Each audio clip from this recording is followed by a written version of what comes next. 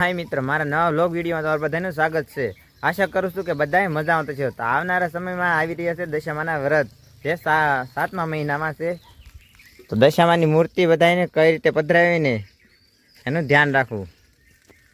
જો આ બધી દશામાની મૂર્તિ અહીંયા વ્યવસ્થિત મેકેલી છે, પણ તમે બધાએ વ્યવસ્થિત પાણીમાં પધરાવજો। અને બને ત્યાં સુધી ગારાની મૂર્તિ લેવી, જે આ મૂર્તિ છે ને પાણીમાં નાખવાથી ને ગળે નહીં અને આમનામ પડી રહે। એના કારણે જો 1 વર્ષ દિવસ થઈ ગયું તો આ મૂર્તિ છે આમનામ પડ્યું છે।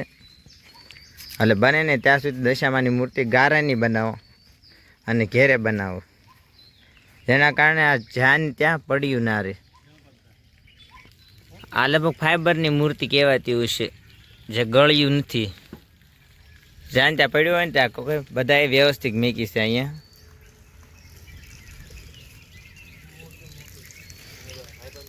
આશા કરું છું કે તમે બધાએ વ્યવસ્થિત માતાજીની મૂર્તિ ઓણ ગારાની બનાવશો અને વ્યવસ્થિત પાણીમાં પધરાવજો। જય દશામાં।